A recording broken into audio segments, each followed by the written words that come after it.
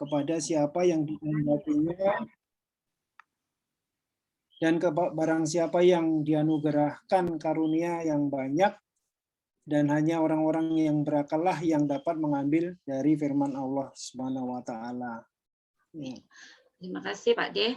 Jadi pada pagi hari ini mungkin kita lebih tepatnya muhasabah saja ya, bagaimana Allah saat ini masih menguji kita bersama dengan kondisi yang penuh dengan keterbatasan ini. Sebetulnya apa di balik ujian pandemi yang sudah menginjak 2 tahun hampir ini ya. Jadi yang pertama adalah tentu saja dari segala apa yang kita alami, maka pandai-pandailah kita mengambil hikmah. Dan apakah kita sudah termasuk orang-orang yang dikehendaki Allah, di mana setiap apapun yang terjadi pada kita, kita sudah mampu untuk mengambil hikmahnya. Kalau kita mampu mengambil hikmahnya, berarti kita termasuk orang-orang manusia hamba yang dikehendaki Allah untuk mendapatkan kebaikan yang banyak. Wa may yadzakkaru illa ulul albab, dan orang-orang yang berakal.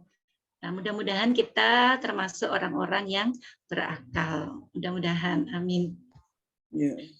Kemudian dari apa yang kita alami saat ini tidak terlepas dari ujian bagi kita yang beriman. Kak Erul, boleh dibaca Kak Erul?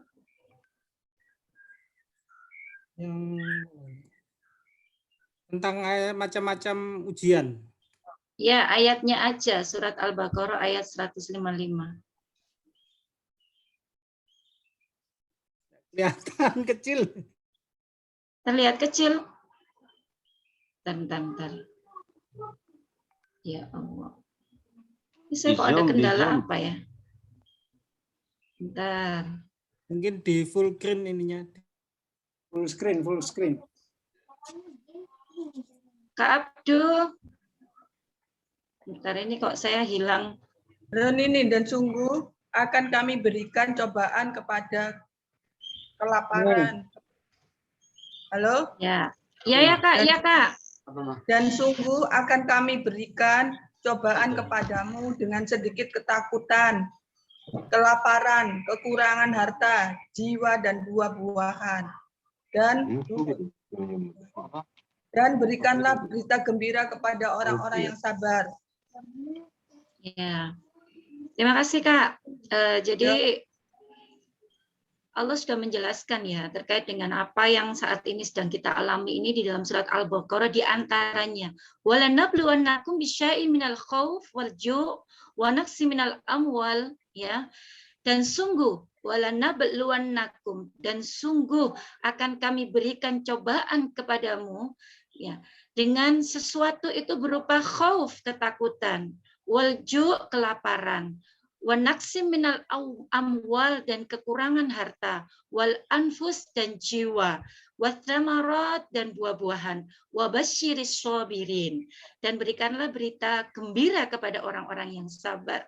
Jelas sekali di dalam surat Al-Baqarah ini belum dikatakan kita ini termasuk hamba Allah sebelum kita itu mengalami beberapa hal tersebut.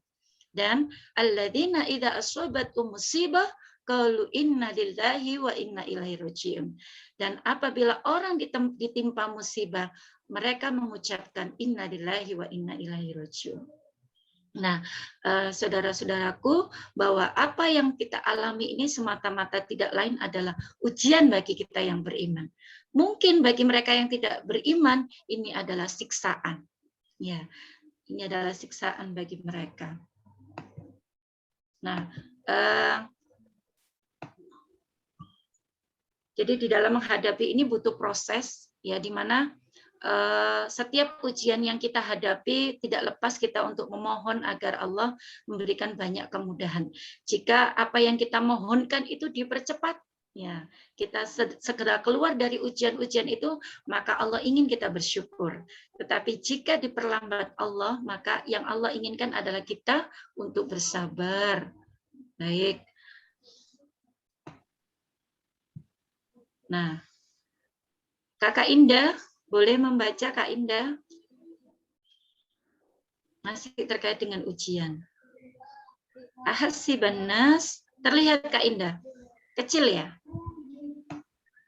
Kak Indah, Iya, terdengar iya. suaranya? Ya, Iya. kurang besar? Udah. Udah cukup. Ahasiban nas, baca ayatnya Kak Indah. Al-Ankabut ayat 2. Bismillahirrahmanirrahim. Ahasiban nas an yudrakum an Ayyut yaqulu sroku ikhfa idgham bi guna. Ayyut sroku ayyuzrakum ayyukula ayyaqulu ayyakulu panjang amanna amanna wahum la yuftanun. artinya Apakah manusia itu mengira bahwa mereka dibiarkan saja mengatakan kami telah beriman, sedang mereka tidak diuji? nah jelas sekali ayat ini bahwa ya kalau kita mengatakan diri kita beriman maka tentu saja ya harus dibuktikan. Pembuktiannya itu melalui bagaimana kita menghadapi ujian-ujian yang Allah timpakan untuk kita. Nah, ketika kita menghadapinya dengan sabar, maka itulah menunjukkan tingkat kualitas keimanan kita. Tetapi kalau kita menyikapi ujian yang datang dengan penuh keluh kesah, dengan banyak menyalahkan, apalagi menyalahkan Allah, naudzubillah ya, maka itu bagian dari kita tidak terima dengan apa yang Allah takdirkan untuk kita. Jangan lupa bahwa Allah menyampaikan la yukallifullahu nafsan illa wus'aha. Jadi apa yang diujikan Allah untuk kita itu sudah ditentukan kadar kemampuan kita mampu menghadapi gitu. Jadi santai saja ketika kita menjalani kehidupan ini. Saya pun juga demikian, sudah mulai belajar ya di usia saya yang 40 ini sudah mulai belajar untuk memahami arti kehidupan. Kadang-kadang ketika kita melihat ke atas dalam urusan dunia, masih juga ada perasaan, kenapa ya aku kok nggak dikasih kelebihan harta seperti si A, si B gitu. Kemudian kita obati sendiri dengan cara, karena ketika kamu fitria, kalau dikasih harta lebih, bisa kamu itu sombong, bisa kamu lalai, bisa kamu seperti yang negatif-negatif. Tetapi kadar rezeki yang aku berikan untuk kamu sekian, karena kamu mampunya hanya sekian. Jadi enak sekali ketika kehidupan ini kita jalani dengan penuh husnudzon kepada Allah. Ya. Tetapi perjalanan untuk bisa seperti ini pastinya butuh proses yang panjang. Cerita sedikit, saya 1 tahun, 2 tahun menikah dengan Mas Hatta itu luar biasa, penuh dengan lika-liku, di mana saya ketika menerima Mas Hatta lamarannya, itu modalnya hanya karena Allah. Sungguh, kalau dibilang cinta, kalau boleh cerita pribadi, testimoni ya, enggak ada cinta. Terus terang nggak ada cinta saya. Jadi saat di Mesir, Mas Hatta datang ke apartemen saya, menyampaikan niatnya untuk mengkhitbah saya cuma bingung.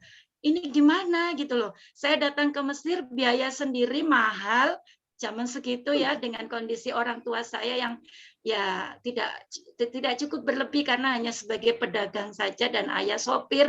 Tetapi ini yang datang orangnya apa yang ditolak gitu loh. Terus terang ya, kalau saya menolak itu dari sisi dunia. Kok nggak terlalu tinggi ya? Ini duniawi ya. Karena kan saya orangnya tinggi. Saya kan tinggi, jadi idealisme saya, keinginan saya secara pribadi itu saya cari pasangan yang pastinya juga tinggi dong gitu. Kemudian tetapi saya kembali lagi kepada Allah. Jadi ketika datang ke kamu adalah orang yang iman dan solih, kemudian agamanya kuat gitu. Apa yang saya tolak dari sosok beliau, ya, yang saya tolak hanya dari sisi duniawi, itu yang menguatkan saya. Sehingga sampai akhirnya dengan penuh perjuangannya Mas Hatta ya, katanya datang ke rumah saya itu ngapeli Umi sama ayah. Padahal saya di Mesir. Jadi saya pun berdoanya cuman, ya Allah berikanlah Kak Hatta itu pasangan yang baik di Indonesia. Saya tuh berdoa kayak gitu. Yang datang Mas Jasman. Saya berdoanya tuh supaya tidak dengan saya. Ya Allah, tunjukkan wanita solihah bertemu di Indonesia. Jadi maksud saya itu bukan menolak beliau, tetapi saya ini ke sini untuk belajar, bukan untuk menikah gitu. Itu yang saat itu saya tuh dalam kondisi penuh dengan kegalauan, tetapi kegalauan itu saya sampaikan kepada Allah. Kalau memang beliau yang terbaik, ya Allah, berikanlah keputusannya. Dan keputusannya, umi saya bilang, Bismillah, kamu pulang ke Indonesia. Jadi saya di Mesir hanya 1 tahun. Nah, perjalanan berumah tangga dengan beliau, pikir saya juga bahagia, penuh dengan harta, penuh dengan kemewahan. Gitu. Waktu itu saya nggak kenal sosok latar belakang beliau. Yang saya pegang hanyalah kuatnya kapasitas agama beliau. Dan alhamdulillah 2 tahun berjalan itu benar penuh dengan lika-liku pertengkaran dan lain sebagainya. Karena loh, kalau aku menikah dengan banyak sorok kayak gini buat apa? Ini saya yang ketika saya ingat kembali itu sosok saya, padahal saya ini seorang santri ya, mondok 7 tahun. Kok bisa saya berada pada situasi seperti itu, di mana penuh dengan pemberontakan